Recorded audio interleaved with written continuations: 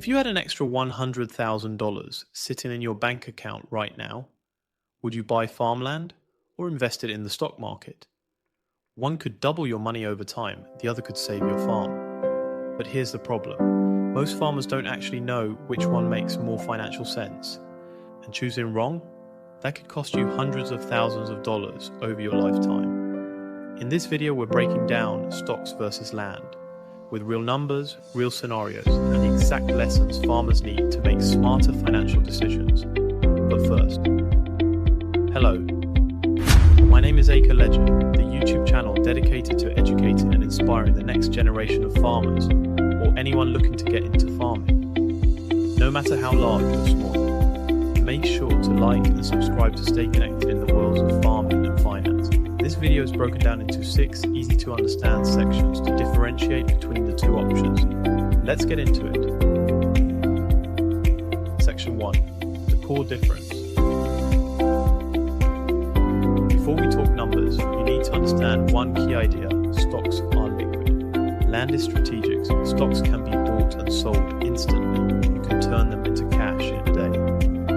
Land, that's long term. It's slow to buy, slow to sell, but it can directly impact your farming operation. So right away, we're not just comparing investments. We're comparing flexibility versus control.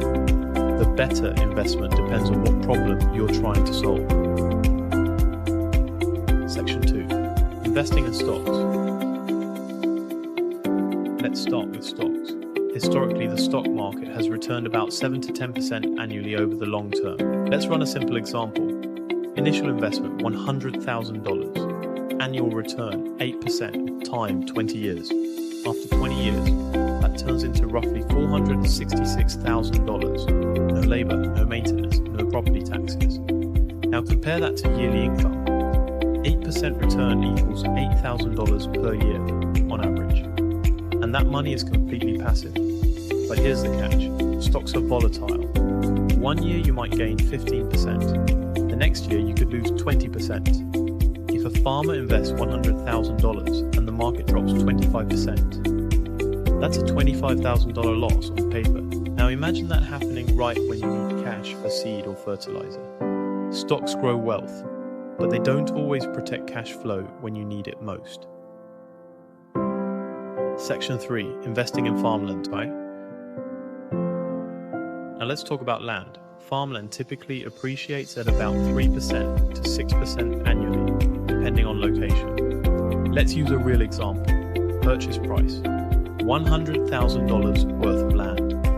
Appreciation, 4% annually.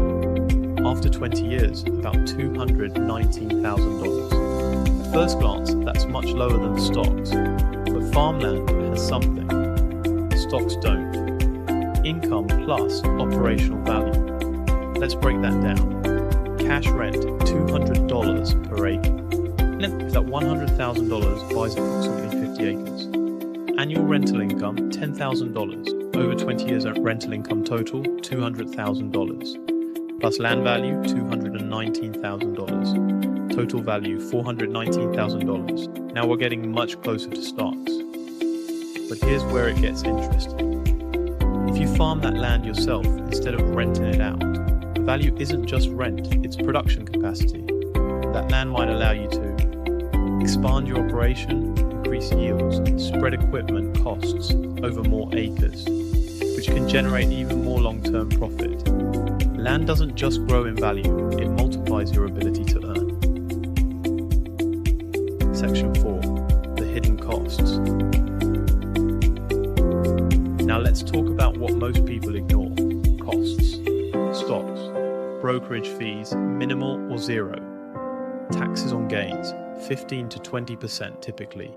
No ongoing expenses. Farmland. Property taxes, $20 to $50 per acre annually. Maintenance. Fences, drainage, upkeep, interest if financed. Can add $5,000 to $10,000 per year. Let's say you finance that $100,000 land purchase. 6% interest equals $6,000 per year. Now your $10,000 rental income drops to $4,000 net. That changes everything. Gross income looks impressive, but net income tells the truth. Section 5. Risk comparison. So which is riskier? Stocks. High short-term volatility. Easy to panic and sell. Influenced by global events. Land. More stable pricing. Harder to sell quickly. Value tied to local agriculture. But here's the key difference. If stocks drop 30%, your investment just sits there. If land drops in value, you can still farm it. You can still earn from it. Productive assets soften the blow of market downturns. Section 6. The hybrid strategy. Now here's what the smartest farmers do. They don't choose one, they use both. Example strategy. $50,000 into land down payment. $50,000 into stocks.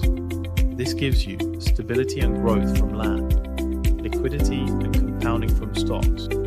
Over time, stocks can even help fund future land purchases. You don't need to pick a side, you need to build a system. Conclusion. So, should farmers invest in stocks or land? Here's the real answer. If you want passive growth and flexibility, stocks. If you want control and operational advantage, land. But the best farmers, they understand both. Because farming today isn't just about working harder. It's about making smarter financial decisions that build something bigger over time. And now, you've got the knowledge,